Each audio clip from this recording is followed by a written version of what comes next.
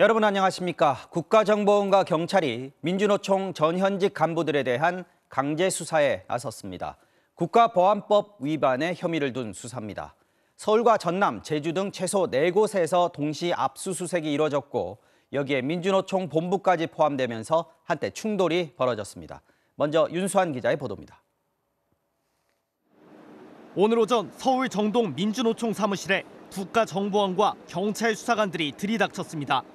민주노총의 국장급 간부의 국가보안법 위반 혐의를 포착했다며 합동 압수수색에 나선 겁니다. 기다려달라고요. 저희 변호사 올 때까지. 영장을 한번 보시죠. 영장을 집행하겠다는 수사관들과 이들을 막아선 민주노총 관계자들로 복도가 가득 찼습니다. 9시 12분에 진입하겠습니다. 변호사 온다고 말했어요, 안 했어요? 수사관들이 사무실에 들어가 기다리겠다며 진입을 시도하자 몸싸움도 벌어졌습니다. 다만 저희는 증거인멸 우려가 있어서 제목이 뭔데 증거를 인멸하냐고. 압수수색 장소에서 자 진입하세요. 보이잖아요. 대치 약 2시간 만에야 수사 대상으로 지목된 민주노총 간부가 현장에 도착하면서 압수수색이 시작됐습니다. 국정원이 국가보안법 위반 혐의로 민주노총 본부까지 압수수색한 것은 처음이라는 게 민주노총의 설명입니다. 건물 밖에선 700여 명의 경찰관들이 삼엄한 경비를 펼쳤습니다. 건물 주위로는 수백 명의 경찰관들이 투입돼 외부인의 출입을 통제하고 있습니다. 또 혹시 모를 안전사고 등에 대비해 소방당국의 에어매트도 설치된 상태입니다. 비슷한 시각 서울 영등포구의 보건의료노조 사무실과 전남 담양의 전직 민주노총 간부 자택, 제주도 평화쉼터 등 오늘만 최소 4곳 이상의 국정원 수사관들이 들이닥쳤습니다. 민주노총 전현직 간부 등 수사선상에 오른 4명의 사무실과 주거지 등에 대한 국정원의 동시다발적인 강제 수사입니다. 다만 압수 대상은 피의자들의 휴대전화와 컴퓨터 등으로 한정됐습니다. 수사당국은 민주노총 조직에 대한 수사는 아니라고 선을 그었지만 민주노총은 명백한 공안 정국 시도이자 노동운동 흠집내기라며 반발했습니다. MBC 뉴스 윤수환입니다. 국정원은 압수수색 대상자들의 국가보안법 위반 혐의를 포착해 수년간 내사를 해왔고 증거도 수집해왔다고 설명했습니다. 특히 이들이 해외에서 북한 공작원과 접선하고 지령을 받아 지하 조직을 만든 게 아닌지 살펴보고 있습니다. 국정원은 최근 비슷한 혐의로 제주, 창원 등에서 수사를 해왔는데 오늘 압수수색으로 이번 공안 수사가 전국 단위로 커질 가능성도 제기되고 있습니다. 이 내용은 홍익표 기자가 보도합니다. 국정원이 제시한 압수수색 영장에 적시된 혐의는 국가보안법 위반. 수사 대상은 민주노총 간부와 보건의료노조 간부, 전금속노조 간부 등 모두 4명입니다. 민주노총 간부는 2017년 9월 캄보디아 프놈펜, 2019년 8월엔 베트남 하노이 등에서 북한 공작원을 만난 것으로 의심받고 있습니다. 북한의 대남 공작 조직과 연계된 혐의를 적용한 것인데 결국 북측의 지령을 받고 지하 조직을 만들어 반정부 활동을 했는지 보겠다는 것입니다. 국정원은 이번 사건과 관련해 수년 동안 내사를 해왔고 북한과 연계된 혐의와 관련해 확보된 증거도 있었기 때문에 영장도 발부받은 것이라고 설명했습니다. 다만 이들이 최근 제주 등지의 진보 인사들이 지하 조직을 결성한 혐의를 받는 사건과 연관됐는지는 파악되지 않았습니다. 앞서 국정원과 경찰은 지난해 11월부터 제주와 창원, 전주에서 북한과 연계된 지하 조직을 결성한 혐의가 있다며 지역 사회단체 등을 상대로 수사해왔습니다. 이번 민주노총까지 전국적 수사로 확대된 것으로 보입니다. 특히 제주의 한길회라는 지하 조직을 만들고 한미훈련 중단 투쟁 등에 나선 것이 북한의 지시였다고 보고 있지만 관련 단체들은 혐의를 강력히 부인했습니다. 누가 지원했는지도 모를 이상한 단체명 외에는 조직의 실체에 대해 아무것도 쓰여 있지 않은 영장을 가져와서 민주노총 사건과 제주 등 지역 사건들은 북한 공작원과 접촉에 이어 지하 조직 결성 등 수사당국이 설정한 혐의의 구조는 비슷합니다. 따라서 압수물 분석 등 조사 결과에 따라 전국 단위의 지하 조직이 있었는지에 대한 수사로 확대될 가능성도 배제할 수는 없습니다. MBC 뉴스 송표입니다. 노동계는 공안 통치의 부활이라고 평가하며 다른 정치적 의도가 있다고 주장했습니다. 민주노총 간부 개인을 압수수색하면서 마치 노조 전체가 친북 집단인 것처럼 몰아갔다고 비판했는데 최근 정부 여당이 강조하는 이른바 노동개혁의 당위성을 부각시키기 위한 목적도 있다는 분석도 나왔습니다. 이재욱 기자입니다. 민주노총은 압수수색 과정에서 수사관들과의 대치 장면을 생중계하면서 긴장감을 전했습니다. 국고법 위반 혐의로 민주노총 본부 사무실을 압수수색한 건 이번이 처음이라며 다른 의도가 있다고 비판했습니다.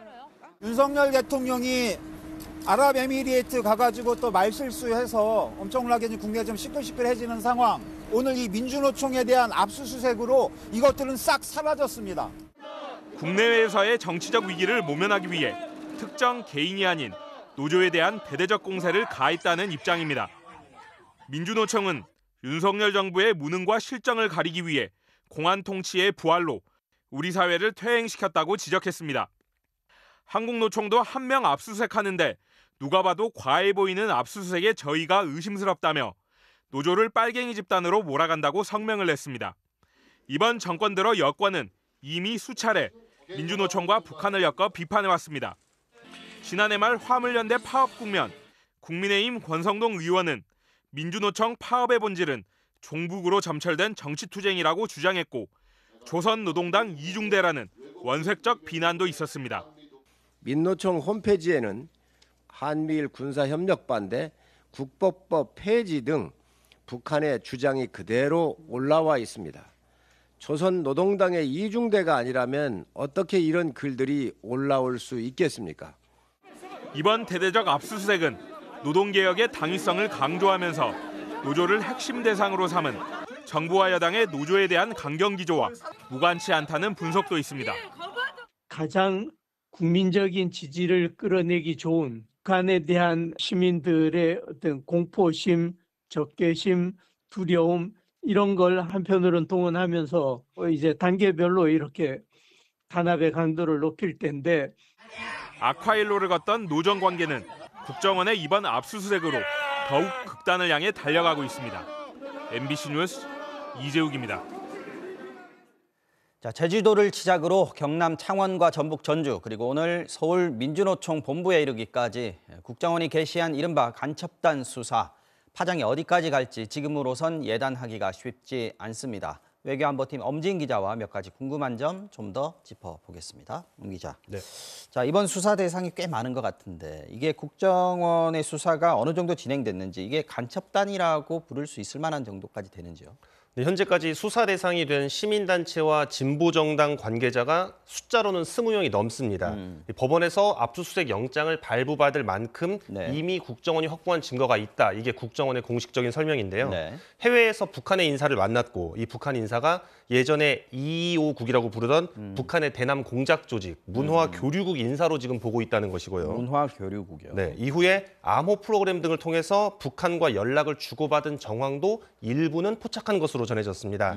이들 단체들이 한미군사훈련 중단이나 윤석열 정부 반대 시위를 주도하는 과정에서 북한의 지시나 개입이 과연 있었느냐 이것을 지금 들여다보겠다는 건데 해당 단체들은 부인하고 있고 압수수색 이후에 구속된 사람도 아직은 없습니다. 국정원도 지금 전국적인 하나의 조직으로까지 보지는 아직은 보지 않고 있는 것으로 알려지고 있습니다. 그래도 지금 양상을 보면은 수사 범위가 더 커질 수 있을 것 같은데 혹시 뭐 다른 시민단체나 정치권으로 수사가 갈 가능성 어떻습니까? 국정원이 공식적으로는 지금 언급을 자제하고 있지만 국회의원의 전직 보좌관, 또 정당의 당직자 이런 사람들이 추가로 관련된 정황을 들여다보고 있다. 이른바 내사를 하고 있다. 이런 보도들은 지금 계속 나오고 있습니다. 국정원이 수사하고 있는 대상자들 대부분이 최근까지 정치권과 연계된 시위, 정책 활동 이런 걸 해온 사람들이라서 파장이 충분히 커질 수는 있습니다. 자, 국정원이 지금 수사 초기인데도 뭔가 대대적이다 이런 느낌이 듭니다. 국정원의 대공수사권이 올해를 끝으로 사라지고 이게 경찰의 그 국가수사본부로 넘어가는 게 올해 말이지 않습니까? 이거하고 또 무관하지 않다는 얘기도 있습니다. 어떻게 봅니까? 2020년에 국정원법이 바뀌면서 국정원이 유예기간이 끝나는 내년 1월 1일부터는 모든 수사권을 내려놓게 됩니다. 대공수사권도 말씀하신 대로 경찰로 넘어가게 되는데요. 이 수사 초기부터 지금 국정원의 압수수색 영장에 담긴 내용까지 보수 언론들을 중심으로 보도가 대대적으로 되면서 한쪽에서는 국정원이 간첩을 잡도록 도와줘야 한다. 또 다른 쪽에선 국정원의 요란스러운 지금 의도가 의심스럽다. 이런 말들이 서로 오가고 있습니다. 이 대공수사권 폐지에 반대를 했던 국민의힘 국민의힘 또 당시에 수사권 폐지를 주도했던 더불어민주당의 말을 차례로 한번 들어보겠습니다. 네. 대공수사권이 경찰로 이관되는 이 방침은 철회되어야 합니다. 간첩은 국정원이 잡는 게 맞습니다. 이 시점에 터뜨리는 이유가 아마 또 국정원의 그런 수사권을 부활하고 기능을 강화하기 위한 의도된 작업이 아닌가 하는 의심을 지울 수가 없습니다. 네. 국정원이 지금 지난 정부에서 축소했던 고위공직자 인사검증이나 정보 수집 권한 등을 차례로 지금 잇따라서 강화하는 흐름이 있어서 네. 이것과 맞물리면서 지금 논란을 키우고 있는 측면도 있거든요. 수사권이 넘어간다고 해서 국정원의 북한 정보 수집 기능까지 완전히 사라지는 것은 아닙니다만 네. 이 수사 상황에 따라서는 논란이 정치권으로 이어질 가능성도 있어 보입니다. 네, 엄진 기자 잘 들었습니다. 아랍에미리트의 적은 이란은 윤석열 대통령의 발언에 대해 오늘은 주한 이란 대사관이 윤 대통령의 발언은 사실과 다르다면서 한국 정부의 설명을 기다리고 있다고 밝혔습니다. 앞서 이란 외무부 대변인의 해명 요구에 우리 외교부가 한 차례 입장을 설명했지만 이란 측이 대사관을 통해 재차 설명을 요구한 겁니다. 서혜영 기자입니다. 윤석열 대통령의 발언에 대해 이란 외무부 대변인이 설명을 요구한 데 이어 오늘은 주한 이란 대사관도 입장을 내놨습니다. 주한 이란 대사관은 공공외교 담당관실 명의로 낸 입장문에서 이란은 페르시아만 지역 국가들과의 공동의 노력과 협력을 통해 지역의 안정과 안보, 발전을 추구하고 있다고 밝혔습니다. 이어 아랍에미리트를 특정해 특히 이란의 두 번째 경제교역 상대국인 아랍에미리트와의 관계를 발전시키고 있다고 설명했습니다. 아랍에미리트의 적은 이란이라는 윤 대통령의 발언은 사실과 다르다고 다시 밝힌 겁니다. 그러면서 윤 대통령의 발언에 대한 공식 설명도 다시 한번 요구했습니다. 대사관은 이란은 대한민국 공식 채널, 특히 외교부를 통해 이란과 아랍에미리트 관계에 대한 윤석열 대한민국 대통령의 발언을 진지하게 검토하고 예의주시하고 있다며 이 사안에 대한 대한민국 정부의 설명을 기다리고 있다고 강조했습니다. 우리 외교부는 어제 외교 채널을 통해서 우리 입장을 충분히 설명했고 이란 측도 이에 대해 잘 알고 있다고 밝혔습니다. 이란 측에 우리 입장을 명확하게 설명했습니다. 이란도 우리의 발언의 취지를 잘 알고 있을 것으로. 우리 외교부의 발표에도 불구하고 이란 외무부에 이어 이란 대사관도 설명을 요구한 것이어서 외교 당국이 밝힌 양국 간 소통 결과가 긍정적이지 않았던 것으로 보입니다. MBC 뉴스 서혜연입니다. 검찰의 두 번째 소환 통보를 받은 더불어민주당 이재명 대표가 이번에도 검찰에 나가 조사받겠다고 말했습니다. 설 연휴 이후인 28일입니다. 당 지도부가 총출동했던 지난주와 달리 이번에는 변호사만 대동하고 혼자 가겠다고 했습니다. 김건휘 기자의 보도입니다. 민생을 챙기겠다며 서울 망원시장을 찾아간 이재명 더불어민주당 대표. 지지자들과 기자들 앞에서 이번에도 검찰에 나가겠다고 말했습니다. 아무 잘못도 없는 제가 또 오라고 하니 제가 가겠습니다. 검찰이 나오라고 한 날보다 하루 늦은 28일 토요일에 나가겠다고 했습니다.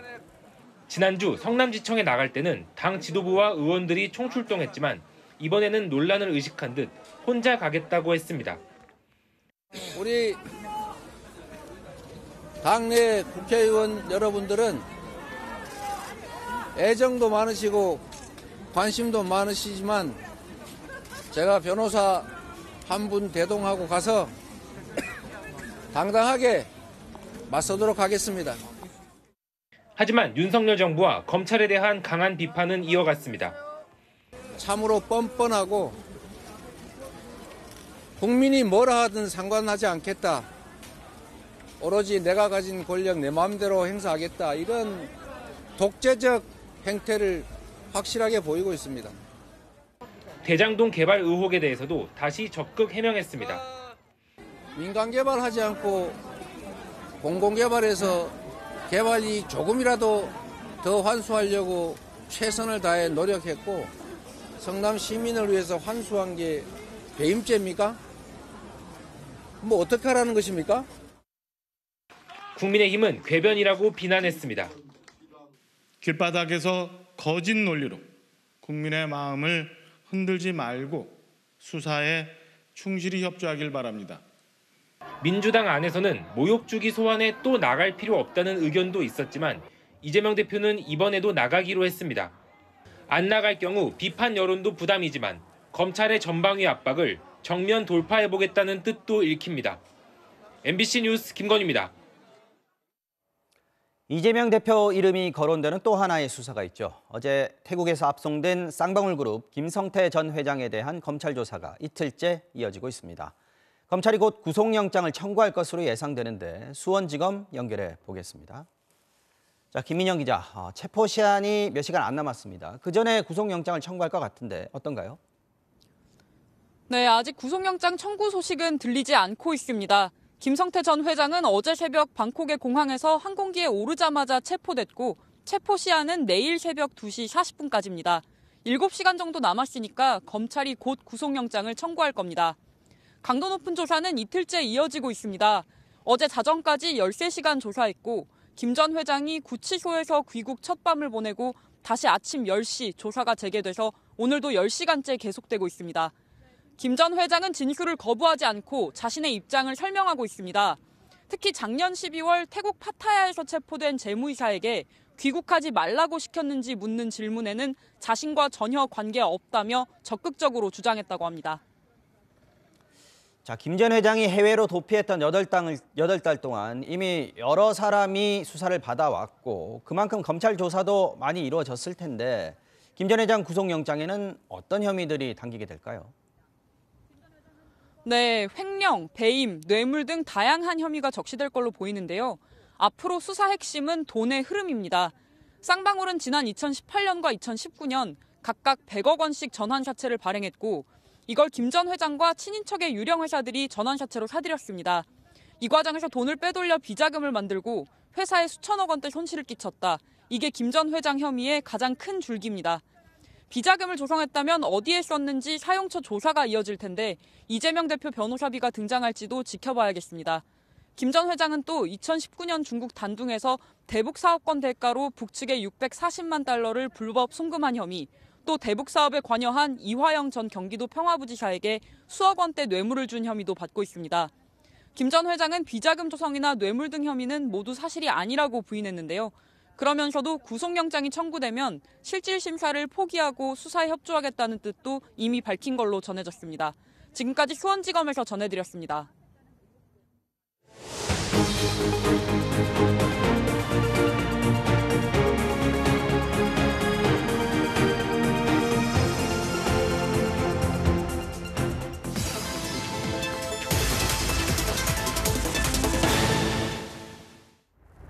바로 간다. 경제팀 박철현입니다. 최근 전세 사기 피해가 쏟아져 나오고 있습니다. 이른바 깡통 전세로 보증금을 떼일 처지에 처한 임차인들의 피해가 집중되고 있는데요. 이런 깡통 전세 주택이 쌓이는 곳이 있습니다. 바로 경매 법정입니다. 이런 집은 누가 살까요? 바로 가보겠습니다. 서울 강서구 화곡동 일대 빌라촌. 최근 전세 사기 피해가 집중된 지역입니다. 서울 양천구에 있는 남부지방법원 경매법정에 가봤습니다. 피해를 본 화곡동 일대 빌라들이 경매 처리되는 곳입니다. 지난 17일 오전 경매에 나온 주거용 건물은 70채, 이 가운데 55채가 다세대 주택 빌라였습니다. 그런데 이 55채 중 45채가 전세 사기로 의심되는 사람이 집주인입니다. 이미 전세 사기 혐의로 구속돼 있는 강모 씨 소유 빌라도 3채입니다. 이른바 악성 매물들입니다. 이쪽의 물건이 전부 다 빌라왕 사건과 관련된 것 같다라는 느낌이 있었거든요. 전부 다 유찰이 계속되고 있기 때문에. 경매법정 앞은 한산합니다. 이전에 북적거리던 것과는 완전히 딴판입니다. 분위기나 살피러 왔다는 사람들 정도입니다. 아파트는 별로 안 나오고 전부 저 빌라들. 근데 뭐 빌라는 뭐 별로 관심 없죠. 뭐 투자 값어치도 안 나오고 살기도 그렇고. 악성 매물 가운데 한 건입니다. 시세 감정가는 1억 4,700만 원. 이미 5차례 유찰돼서 4,800만 원까지 가격이 내려갔습니다. 이걸 4,800만 원에 사더라도 세입자 보증금 1억 1,000만 원에다 세금과 선순위 채권까지 떠안아야 해서 시세를 훌쩍 넘을 수도 있습니다. 낙찰자가 그 세입자에게 돌려받지 못하는 보증금을 따로 이제 돌려줘야 하는데요. 돌려줘야 할 보증금이 워낙 높다 보니까 낙찰을 기피하고 있습니다. 그래도 가져가는 사람이 있습니다. 보증금 받기가 불가능해진 세입자. 보증금 대신 울며 겨자 먹기입니다. 근데 요새는 어떤 사람이 가져가냐 그러면 세입자들이 전세금을 못 빼잖아요. 그런 사람들이 많이 가져가지. 보증금을 못 빼니까. 그러면 요새 투자로는 안 사요. 이날 악성 매물 45건 가운데 낙찰된 건은 단지 하나였습니다. 경매로 집을 산 사람은 그 집에 살던 임차인이었습니다. 인터뷰 요청은 거절했습니다.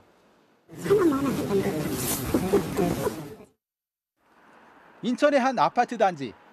전세 사기 피해가 집중된 아파트엔 베란다에 구제 방안을 촉구한다는 플래카드가 붙어 있습니다. 세입자 박순남 씨가 스스로 택한 구제 방안은 유찰이 거듭된 아파트를 떠안는 거였습니다.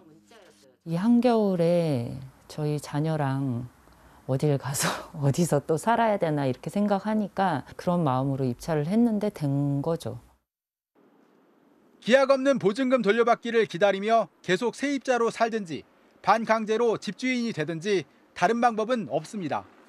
그러니까 안 갖고 오고 싶어도 갖고 올 수밖에 없는 거죠. 경매로 해가지고 우리 걸 갖고 와서 뭐 살던지 그냥 거주하던지 둘 중에 하나죠. 지난해 경매법정에서 확인된 임차인 경매 사례는 모두 106건. 2년 전 51건에 비해 2배 이상 늘었습니다.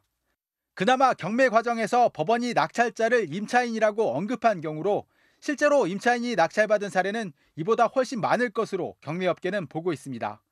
MBC 뉴스 박철현입니다.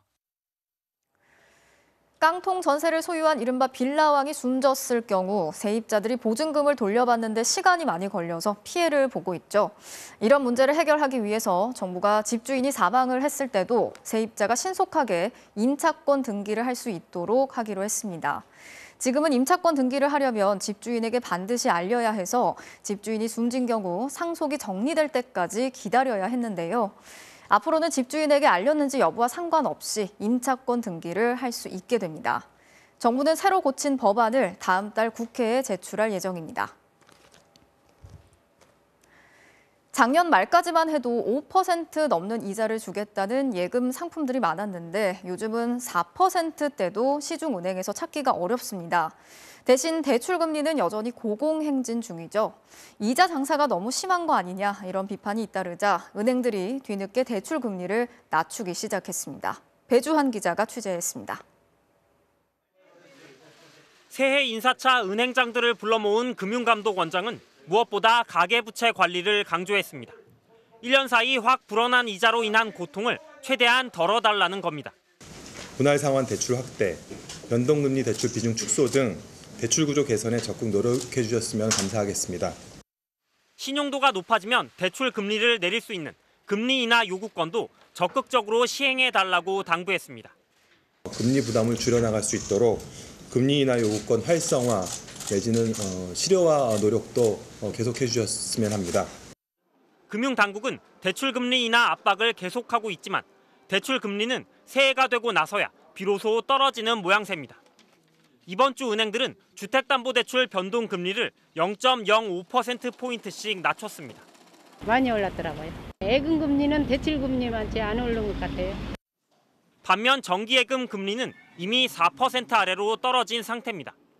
2달 전만 하더라도 5%를 넘어갔지만 1%포인트 넘게 뚝 떨어진 겁니다. 기본금리는 올라가고 있는데 한국은행에서는. 근데 예금금리는 오히려 내려가고 있으니까 그것도 이상하네요.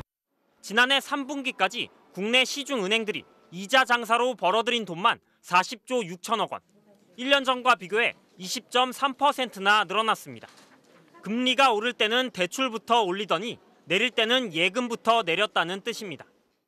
대출금리가 바로 인상액이 적용되는 건데 예금금리 같은 경우는 오늘 바로 인상을 하는 게 아니라 일괄적으로 인상을 하다 보니까 주택담보대출 금리를 NH농협은행이 오는 20일부터 0.8%포인트, KB국민은행이 오는 26일부터 최대 1.05%포인트 더 내리기로 하는 등 정점을 찍었던 대출 금리는 일단 하향세를 보일 전망입니다. MBC 뉴스 배주환입니다. 집이나 방 안에만 틀어박혀서 밖으로 나오지 않고 고립과 은둔 속에서 살아가는 청년들을 은둔형 외톨이라고 부르죠. 서울시가 처음으로 대규모 실태 조사를 벌였는데요. 전체의 4.5%, 13만 명이 이런 은둔형 외톨이로 지내고 있는 것으로 파악됐습니다. 이동경 기자가 취재했습니다. 세탁기에 이불을 넣어 돌리고 프라이팬에 소시지를 올려 볶음 요리도 만듭니다. 조리사를 꿈꾸는 28살 김모 씨의 일상입니다. 하지만 지난해까지만 해도 김 씨는 집은 물론 방의 바깥으로도 나오지 않았습니다. 4년 전 질병으로 일을 그만둔 뒤 자신감을 잃고 은둔형 외톨이의 삶을 자처한 겁니다. 스스로에 대한 실망감도 느끼고 해가지고 거의 방에서만 생활했어요. 제일 오래 안 나간 기간이 한 2주 정도 안 나갔어요. 어떻게 해결할 방법을 모르고 막막하다 보니까 학교 폭력으로 대인 기피 후유증을 겪고 있고 고질적인 경련 증세로 고통받았던 이동아 씨도 한때 6개월 넘게 집을 나오지 않았습니다. 너무 방 안에만 있으니까 우울감이 너무 심해지더라고요. 그때 제가 또 병원을 꾸준히 다니고 약을 먹었어야 되는데 그거를 못해가지고 좀. 서울시 조사 결과 고립과 은둔의 삶을 자처한 청년은 서울에서만 4.5%, 12만 9천 명에 달하는 것으로 나타났습니다. 실직 또는 취업의 어려움 때문이 45%로 가장 많았고 심리적, 정신적 어려움과 대인관계 어려움도 각각 40%에 달했습니다. 이들은 건강 상태도 좋지 않았습니다. 자신의 신체적 건강 상태에 대해 43.2%가 나쁘다고 답했는데 이는 일반 청년의 3배 수준이었고 정신건강 관련 약을 먹고 있는 청년도 일반의 2배가 넘는 18.5%에 달했습니다. 운동 이런 것들을 해보지 않았기 때문에 과도한 비만이라든지 아니면 너무 마른다든지 이렇게 식습관이 불규칙하니까 수면도 불규칙하고. 이들이 가장 필요로 하는 건 경제적 지원이었는데 취미 운동이나 일자리 공부 기회 등 일상 회복에 대한 갈망도 컸습니다. 서울시는 3월 안에 고립 은둔 청년을 위한 마음건강 관련 시설을 운영하고 단순 상담 이상의 지원 프로그램도 기획하겠다고 밝혔습니다. MBC 뉴스 이동경입니다. 서울에서 새벽 3시 50분에 첫 차가 출발하는 버스가 새로 생겼습니다. 이른 새벽 누구보다 일찍 일터로 향하는 노동자들을 위해서 첫 차의 출발 시각을 15분 앞당겼는데요. 이 앞당겨진 15분이 너무나 소중하다는 이들을 지윤수 기자가 만나고 왔습니다. 새로 운행을 시작한 8246번 버스입니다. 기존 첫차 시간보다 15분 빨라진 건데요. 이 15분이 어떤 의미일지 직접 승객들의 이야기 들어보겠습니다. 동이 트지 않은 새벽 3시 50분. 캄캄한 어둠 속에 버스가 출발합니다. 서울 노원구 상계동에서 강남역 방향으로 가는 146번 버스 노선에서 첫차 시각을 15분 앞당겨 신설한 8146번 버스입니다. 주로 청소노동자와 경비, 구내식당 조리사 등 이른 새벽 출근하는 노동자들이 탔습니다. 8시쯤 되면 오니까 그 안에 화장실까지 싹 해야 되니까 빨리 가면은 내가 일을 더 힘들지 않게 하거든요. 승객이 탈 때마다 서로 안부를 묻는 낯선 풍경. 언니도 탔네. 첫 차를 함께 타며 얼굴을 익힌 인연이 서로 내릴 곳도 알려주고 무거운 가방도 들어주는 사이가 됐습니다. 지났나? 안 지났죠. 안 지난 지 어떻게 아세요, 어머님이? 대충 알아요. 또 어디서 근무하는지 이제 다. 다른 직원들의 출근 전에 일을 끝내야 하는 이들에게 첫 차가 15분 앞당겨진 건 의미가 크다고 합니다. 어떤 더 여유롭죠. 한승하는데 뛰지 않고 급히하면은 막 다치던지 막 이럴 수 있는 거 있잖아요. 일찍 시작하니까 이렇게 가져가서 간식 먹어 가져가서. 이게 첫 차인데도 정거장에 설 때마다 승객들이 눈에 띄게 늘더니 강남으로 건너가는 영동대교가 다가올수록 곳곳에서 비명 소리가 터져 나옵니다. 문이 열릴 때마다 아찔한 상황이 반복됩니다.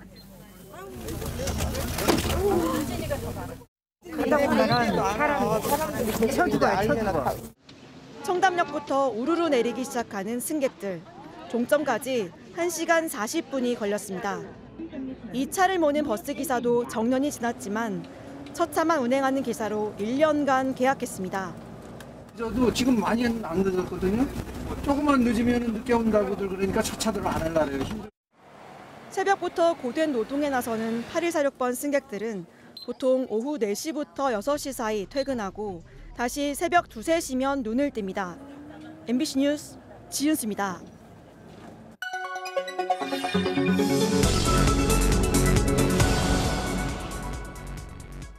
알고 보니 시작합니다. 최근 지방의 한 공공의료원이 의사를 구하기 위해 연봉 3억 6천만 원을 내걸었는데도 지원자조차 없다는 소식. 의사들에 대한 비난과 함께 지역 의료의 열악한 상황 등 여러 논란을 불러왔는데요. 왜 이런 일이 벌어지는 건지 또 어떤 해결 방안이 있을지 알아봤습니다. 연봉 3억 6천만 원의 내과 전문의 채용 공고를 낸 경남 산청군 보건의료원. 지원자가 없어 지난해 11월부터 벌써 3번째 공고를 내고 있습니다. 계약 기간 2년에 하루 8시간 주 5일 근무. 괜찮은 조건이라 지원하려던 한 내과 전문의는 상담 후 포기했습니다. 하루 80명, 즉 시간당 10명의 외래 환자를 보면서 내과가 아닌 다른 과 환자도 볼 수 있고 필요시 응급실 업무와 초음파, 내시경 검사를 해야 한다는 조건이 부담스러웠습니다. 80명을 진료하면서 응급실에 같이 보는 것은 굉장히 비상식적인 업무 부하가 걸릴 수 있는. 공무원 신분이 아니라 업무 대행이라는 계약을 맺고 1년마다 연장하는 불안한 신분도 걸림돌이었습니다. 이게 만일의 경우 내가 이제 보호를 전혀 받지 못하는 그런 상황에 놓일 수 있다. 경북 울릉군 보건의료원은 무려 2년 동안 의사를 못 구하고 있습니다. 연봉 3억 원에 주 5일 40시간 근무 조건이지만 주말과 공휴일, 야간에 호출이 있어 상시 대기를 해야 합니다. 무엇보다 개인 사업자로 등록하고 자비로 손해보험에 가입하는 조건이 부담이라고 의사들은 말합니다. 개인 사업자 낸다는 거는 그리고 그 손해보험 들어가는 거는 의료 사고 분쟁이나 이런 거는 당신이 알아서 책임지라는 뜻이거든요. 공공의료기관으로선 현실적으로 할 수 있는 최선의 조건이라는 입장입니다. 공중보험이 오면 좋겠지만 안 오니까 이제 내과 의사를 구하는 거거든요. 자기 전문 분야뿐만 아니고 내과에 관련된 거는 뭐 어느 정도 다 본다 보시면 되거든요. 결국 연봉 이외의 다른 처우 문제, 여기에 지방에 거주하는 생활 여건까지 복합적으로 작용한 현상으로 보이는데요. 실제로 복지부 자료를 보면 경북 김천, 울진 등 수도권에서 먼 지역의 공공병원 의사 평균 연봉은 3억 원대지만 서울은 1억 원대 중반입니다. 해법 역시 엇갈립니다. 의사들은 처우 개선이 더 필요하다는 입장이고 지자체와 시민사회단체들은 의대 정원의 대폭 확대, 특히 지역 공공의대를 설치해 지역에서 진료할 의사를 확충해야 한다는 주장입니다. 독일과 일본에선 의대 정원을 늘리고 지방 근무를 의무화하는 지역 의사 제도를 실시하고 있는데요. 벌금을 감수하고도 도시로 떠나는 의사가 많아서 효과는 논란이기도 합니다. 의료는 기본적인 복지라는 차원에서 더 늦기 전에 머리를 맞대야겠습니다. 알고 보니였습니다.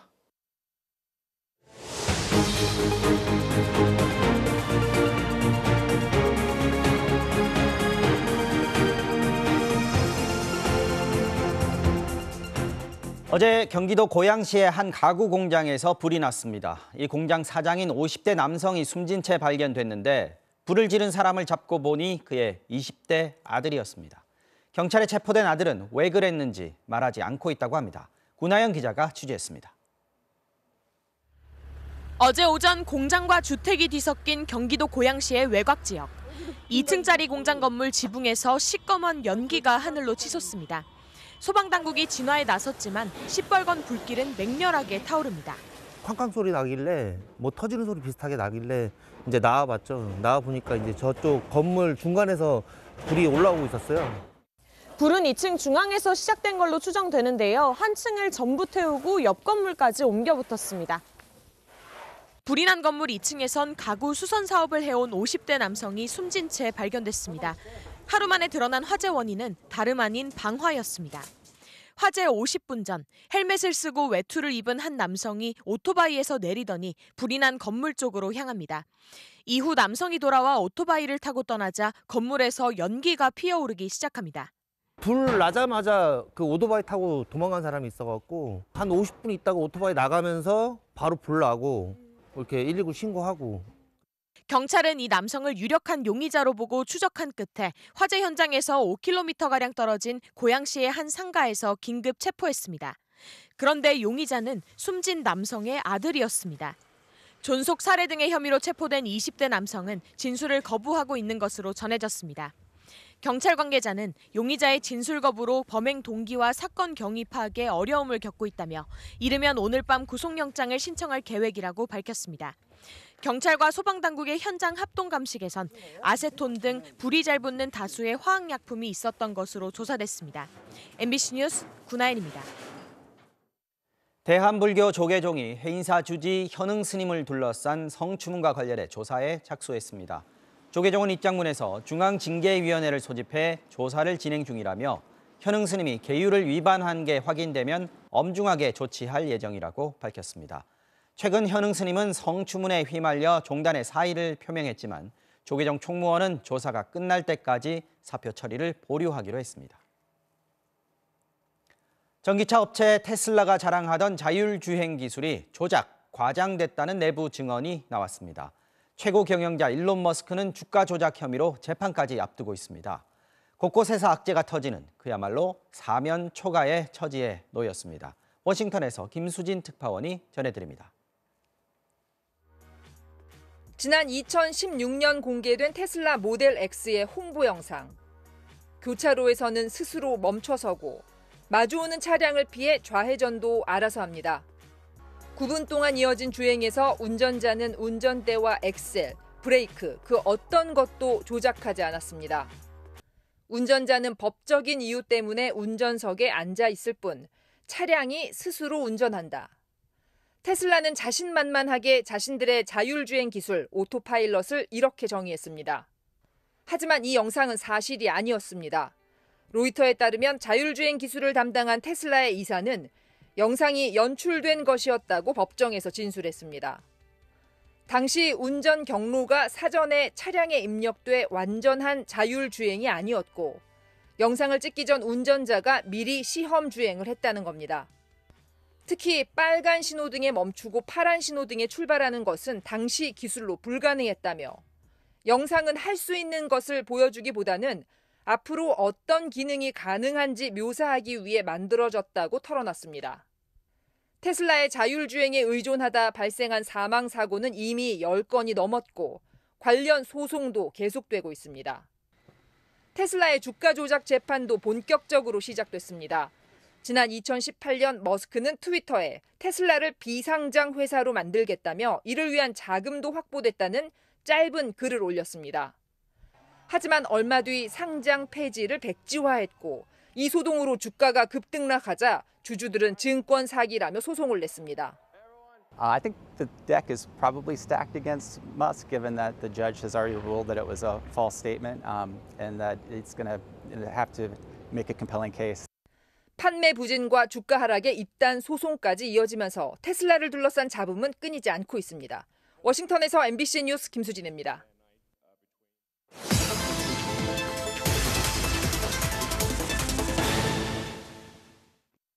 바로 간다 사회팀 김세영 기자입니다. 닷새 전 저녁 서울 강남 한복판인 이곳에서 한 50대 남성이 거액의 현금을 누군가에게 건넸습니다. 이 남성은 캐나다에 유학 보낸 딸의 전화번호로 걸려온 살려달라는 전화를 받은 상황이었는데요. 그날 무슨 일이 있었던 건지 바로 가보겠습니다. 서울 지하철 몽촌토성역 근처의 한 편의점. 중년의 남성이 빠른 걸음으로 들어와 주인에게 뭔가 묻더니 어딘가로 향합니다. 남성이 들고 온 건 차량에 연결할 수 있는 휴대전화 충전기였습니다. 계산하자마자 곧바로 포장을 뜯는 모습이 급해 보였다고 합니다. 보통 충전기 사면 여기서 그냥 사서 나가시는데 여기서 막 뜯어갖고 넣고 막 하고 그랬다 아프신 것 같이 보였다. 당시 남성은 전화로 협박을 받고 있었습니다. 1시간 전쯤 캐나다에서 유학 중인 16살 딸의 번호로 걸려온 전화였습니다.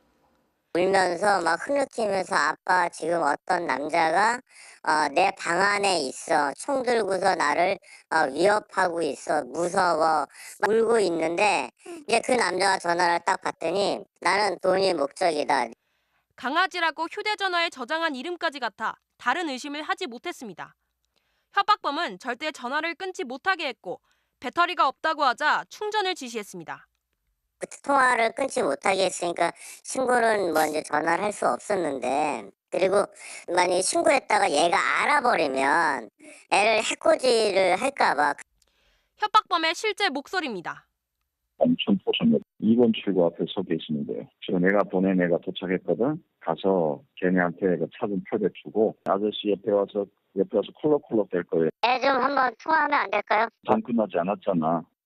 이곳에서 약 200m 떨어진 현금 인출기에서 돈을 뽑은 피해자는 기다리던 현금 수거책에게 돈이 담긴 쇼핑백을 건넸습니다. 이렇게 몽촌토성역 근처에서만 현금 1,350만 원을 빼앗겼습니다. 다음 협박은 고가의 금을 사라는 거였습니다. 제가 11 금거래소라고 있어요. 금 파는데 거기 가서 신용카드로 한도 되는 만큼 긁어서 골드바 사세요. 일말의 의심도 없애려는 듯 딸을 바꿔달라는 요청에 응하기도 했습니다. 애 좀 안전시계 통화 좀 하면 안 될까요? 네, 바꿔줄게요. 야, 일로 와봐. 여보세요? 걱정하지 마. 아빠가 지금 처리하고 있으니까 무서워하지 말고.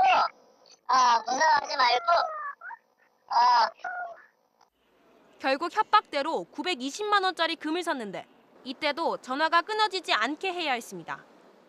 피해자는 길가에 차량을 세워두고 차량 충전기에 휴대전화를 꽂아둔 채 금괴를 사러 들어갔습니다. 협박범의 요구는 갈수록 대범해졌습니다. 그럼 집에 가서 사람 체크카드하고 신용카드 챙기고 집에 있는 다른 신용카드 챙겨서 나와서 나머지도 찾으세요. 할 수 있는 데까지. 오케이? 망설이는 피해자를 향해 딸을 성폭행할 수 있다는 협박도 했습니다. 지금 애가 몇 살이야? 이제 한 16, 성인은 안 됐죠, 아직. 결국 피해자는 추가로 1,000만 원을 인출했고 지인에게 700만 원까지 더 빌려 각각 강남역과 삼성역에서 협박범이 지정한 흰색 점퍼를 입은 사람에게 돈을 전했습니다. 협박범의 지시로 강남 일대 5곳을 다니며 3시간 동안 3,970만 원을 빼앗긴 겁니다. 오늘 수고했어요. 복 많이 받아. 있을 때 건강하고 안전한 것에 감사하고 잘 사세요. 그제서야 경찰서에 간 남성. 보이스피싱은 생각도 못한 채 강도라고 신고했는데 딸과 통화가 이뤄진 뒤에야 전말을 알게 됐습니다. 보이스피싱이라고 얘기를 하는데도 제가 그걸 믿지를 않았어요. 그런데 나중에 애하고 통화가 되고 나서야 알았고 이 후유증이 너무 큰 거예요. 후회감과 분노가 이게 너무 심해가지고. 해외 유학생과 가족들을 상대로 한 보이스피싱 사건이 잇따르는 가운데 경찰은 유학원 정보가 해킹됐을 가능성 등을 수사하고 있습니다. 가족이나 지인의 번호로 걸려온 전화여도 돈을 요구한다면 사기일 가능성이 있습니다. 바로 간다 김세영입니다.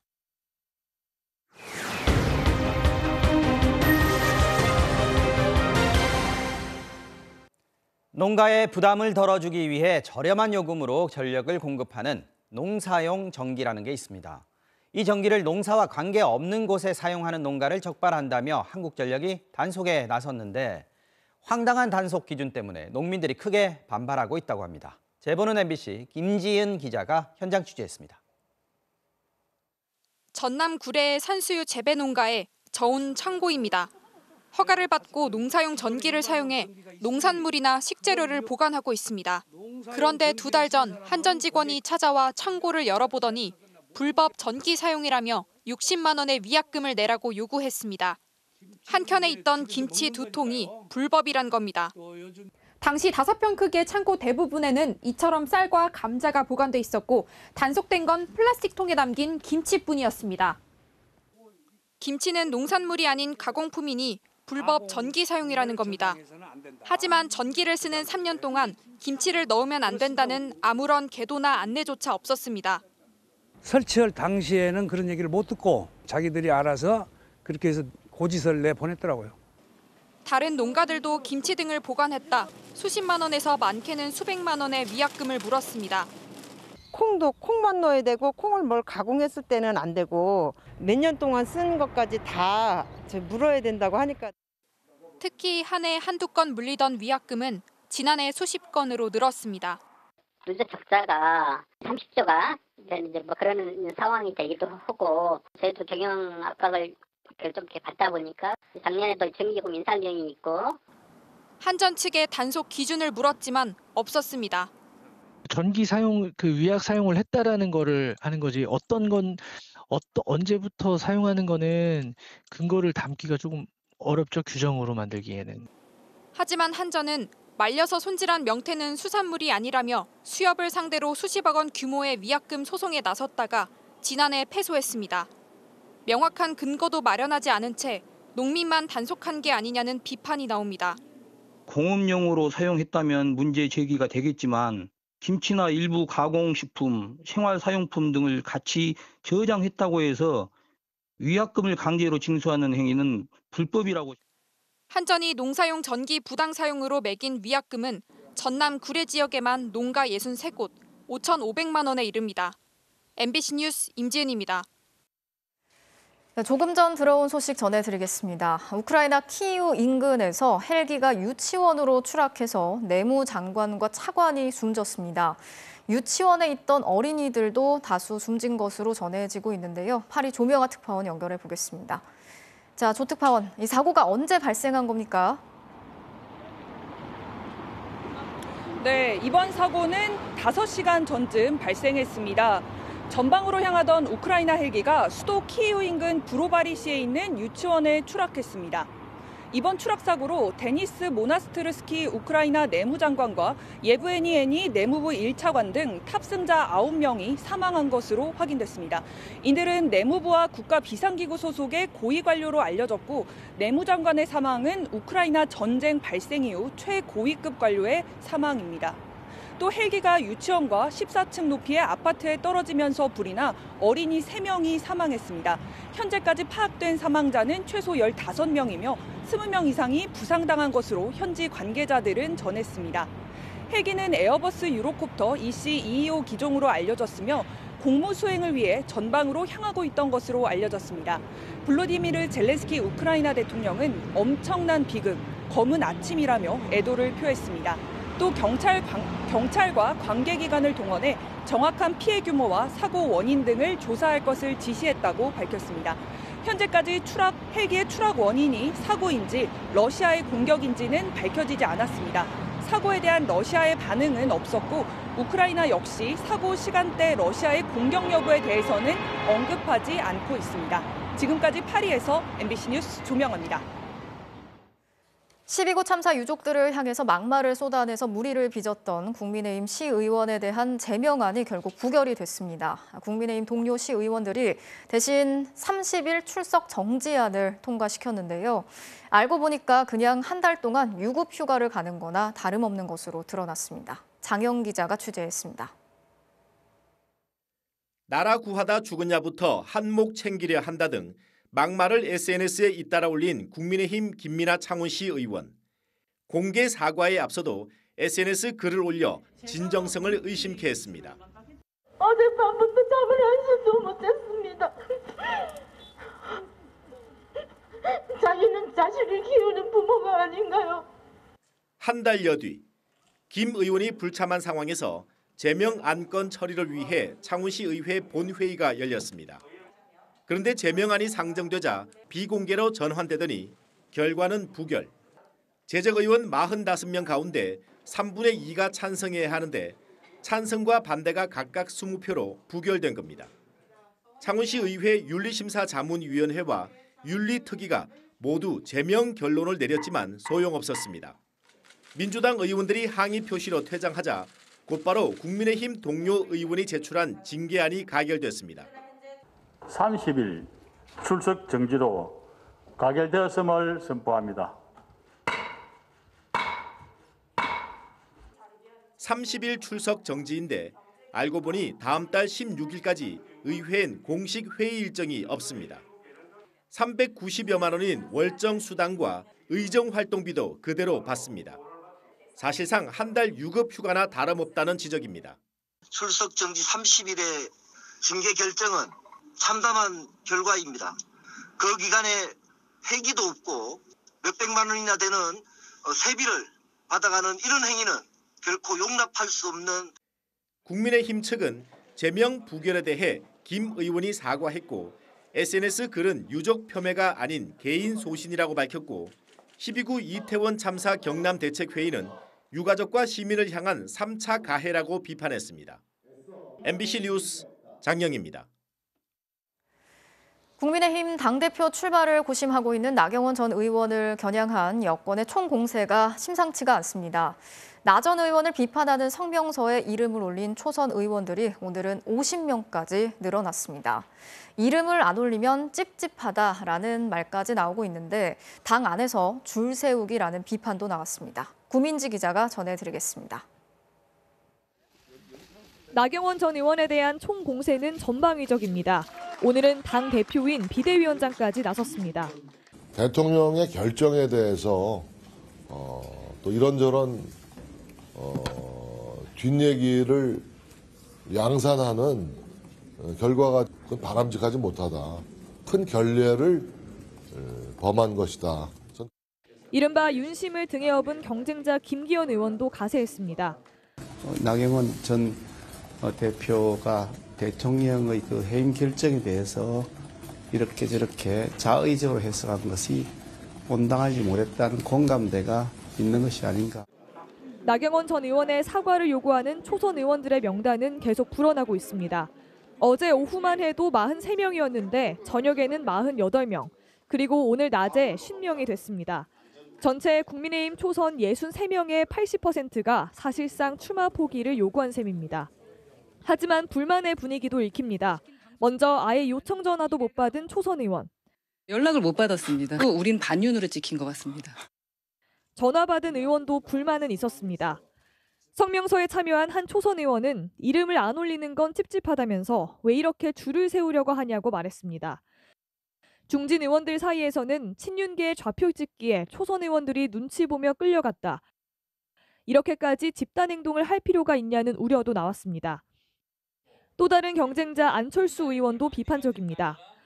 여러 명이 함께 어떤 비판의 목소리를 내는 것 자체가 전당대회에서는 꼭 바람직하다고 생각하지 않습니다. 어제만 해도 결심이 거의 섰다고 말했던 나경원 전 의원은 오늘 예정됐던 공식 행사에 불참했습니다. 대통령실과 친윤석열계의 전방위 공격에 나경원 전 의원이 포위된 모양새입니다. 출마를 강행할지는 설 연휴 여론의 움직임이 변수가 될 걸로 보입니다. MBC 뉴스 구민지입니다. 자신에게 술을 팔지 않는다는 이유로 편의점 점주와 직원을 폭행했던 중학생이 1심에서 징역 2년 6개월의 실형을 선고받았습니다. 자신이 촉법소년이라고 주장하면서 때려보라고 조롱을 하기도 했었죠.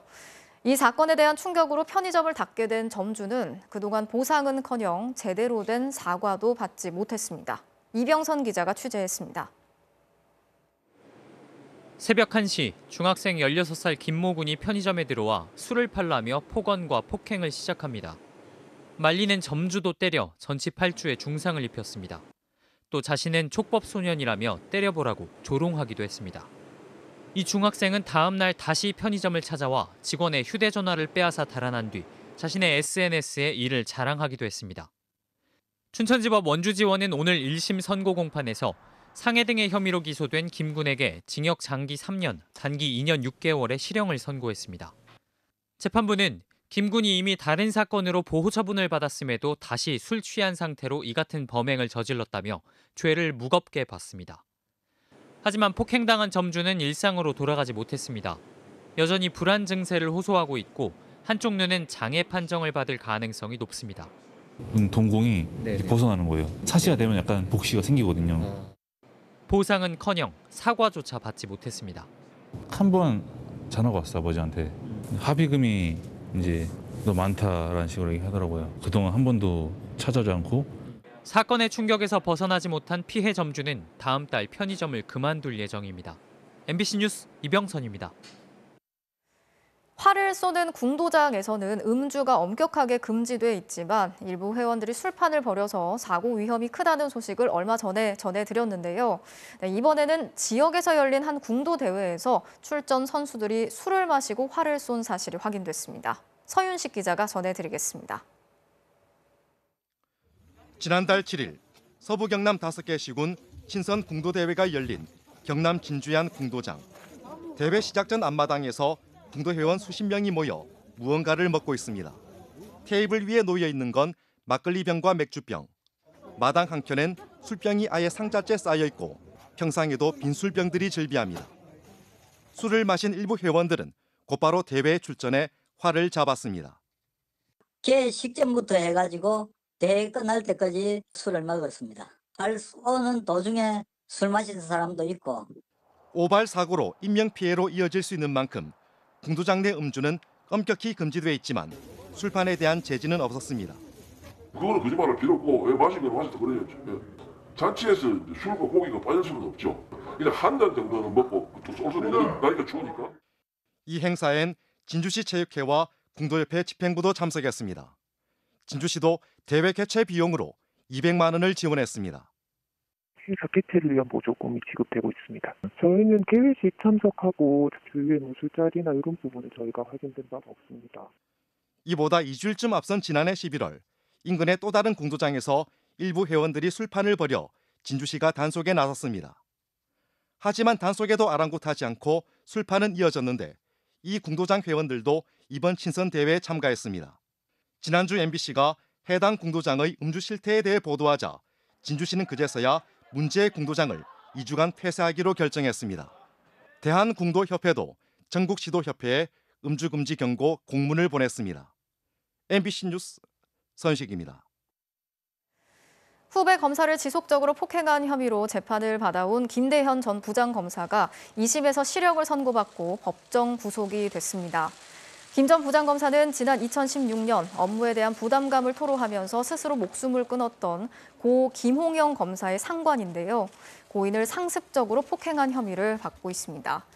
법원은 1심보다 형량을 낮춰서 징역 8개월을 선고하면서도 실형이 선고돼 도주할 우려가 있다면서 법정에서 구속시켰습니다.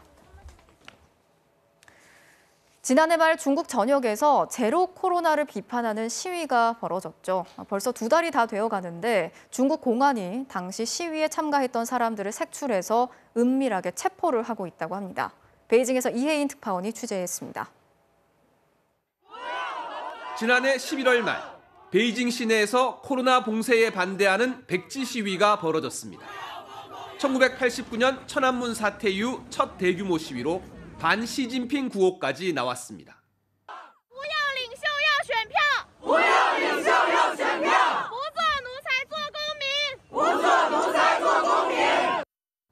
이후 방역 정책이 완화되면서 시위는 중단됐지만 참가자 색출과 처벌은 계속되고 있다는 주장이 나왔습니다.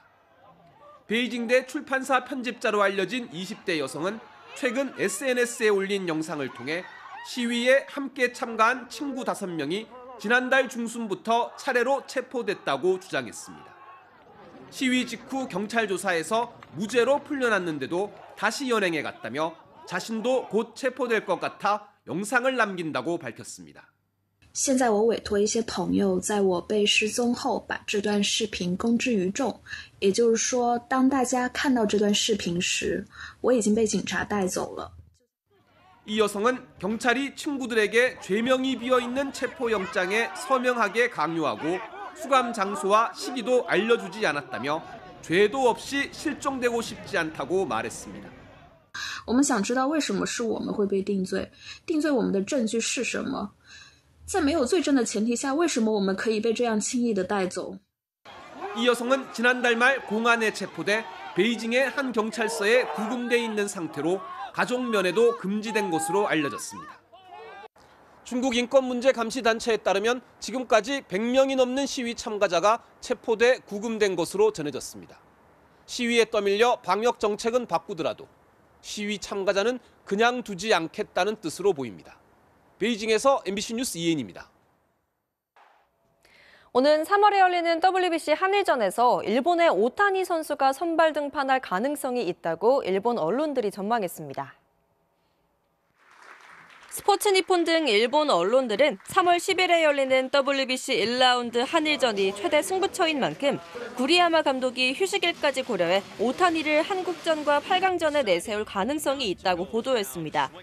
투타 겸업을 할지는 아직 미지수인 가운데 WBC에 처음 출전하는 오타니도 이달 초 한국전에 대한 기대감을 나타내기도 했습니다. 素晴らしい選手が多いなという印象がまずはどの世代でもそういうトップ選手が世界で戦えるトップ選手が出てくる国じゃないかなと思うので、本当に素晴らしい野球をしているなと思ってます。 일본은 메이저리거 오타니와 다르비슈, 자국리그의 야마모토와 사사키로 구성된 역대 최강의 선발진을 구성한 상태입니다. WBC에서 중국 대표팀에 선발된 대한민국 선수가 있습니다. 6년 전에 아픔을 딛고 다시 도전을 선택한 KT 주권 선수를 박주린 기자가 만나봤습니다. 2017년 WBC에서 주권은 중국 유니폼을 입었습니다. 부모나 조부모의 국적에 따라 대표팀을 선택할 수 있는 규정에 따른 것이었는데 그 선택이 상처로 남을 줄은 몰랐습니다. 중국 측의 요청을 수락한 것인데 왜 중국을 대표하느냐는 식의 악성 댓글에 시달려야 했습니다. 다 잊어버려서 생각이 안 납니다. 뭐 생각 안 하려고 하고 있고도 그럴 수 있다고 생각하고 제가 이겨내야 되는 부분이기 때문에. 중국에서 태어나 10살 때 한국으로 귀화한 주권. 2020년 KBO 홀드왕까지 차지한 그를 향해 이번에도 중국 측은 대표팀 합류를 제안했습니다. 6년 전보다 결정은 더 어려웠고 여러 차례 거절도 했지만 끈질긴 구애에 결국 다시 한번 도전을 택했습니다. 대한민국으로 나갔으면 당연히 이제 나가겠죠. 어렵긴 했지만 다시 한번 그런 무대를 좀 겪어보고 싶은 그런 마음인 거죠. 돈 없는 비난에 대한 걱정은 잠시 잊고 최고의 타자들을 상대하는 설렘에 집중하기로 했습니다. 오타니 메이저리그에서도 홈런 몇십 개 때리는 그런 타자다 보니까 어느 정도인지 한번 겪어나 보고 싶어요. 한번 상대해보고 싶습니다. 다만 한국과의 예선 마지막 경기엔 등판하지 않을 계획입니다. 부담이 되게 많이 돼가지고 안 나가는 게 맞다고 생각해서 그렇게 결정하게 됐습니다. 출전 안 하고 싶다 이렇게 말씀드렸고요. 용기가 필요했던 두 번째 도전. 가슴에 단 국기는 다르지만 팬들에게 부끄럽지 않은 투구를 다짐하고 있습니다. 그냥 여론 신경 쓰지 말고 너의 진짜 멋지다, 결정 잘했다 이렇게 이야기해서 그러셔가지고 기죽지 않고 그냥 즐기다 올 예정입니다. 많이 응원해주세요. MBC 뉴스 박주리입니다. 브라질 리그 데뷔전에서 전반이 끝나기도 전에 해트트릭을 기록한 수아레스 이야기로 토플레이 출발합니다. 월드컵 후 브라질 리그 그레미오로 이적한 수아레스, 오늘 데뷔전을 치렀는데요. 시작 5분 만에 감각적인 무빙 슛으로 첫 골을 신고하더니 31분엔 날카로운 움직임으로 침착하게 두 번째 골을 성공합니다. 세 번째 골은 더 대단했어요. 수비가 걷어낸 공을 그대로 슛! 또 들어갔어요. 전반 38분 만에 달성한 해트트릭. 결국 브라질 슈퍼컵 트로피도 들어올렸는데요. 데뷔전이 이보다 완벽할 수 있을까요? 호주 오픈 단식 2회전입니다. 나달 선수 오늘 경기가 잘 안 풀리나요? 계속되는 실수에 답답함을 드러냅니다. 2세트 중간엔 메디컬 타임아웃까지 요청했는데요. 아내가 눈물을 흘리네요. 부상 투혼을 펼쳤지만 결국 3대0 완패. 메이저 대회에서 32강에 오르지 못한 건 7년 만이라네요. 지금까지 토플레이였습니다.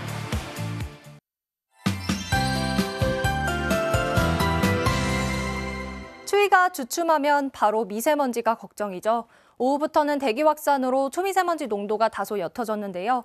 내일은 스모그에 약한 황사까지 유입되면서 서쪽 지역을 중심으로 영향을 주겠습니다. 내일 경기 남부와 충청, 전북 지역은 종일 미세먼지 농도 나쁨 수준 보이겠고요. 서울도 밤부터는 공기가 탁해지겠습니다.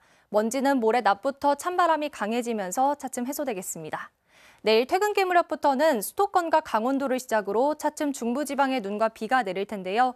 눈의 양은 강원 내륙과 산지에 최고 5cm 안팎, 경기 동부와 충북 북부에도 최고 3cm 안팎이 쌓이겠습니다. 서울 등 그 밖의 중부 지역은 1cm 안팎으로 양은 적겠습니다. 눈과 비는 모레 아침이면 대부분 잦아들겠습니다.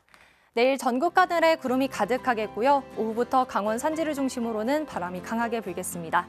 자세한 내일 아침 기온 보시면 서울이 영하 5도, 광주 영하 3도, 대구 영하 4도까지 떨어지겠고요.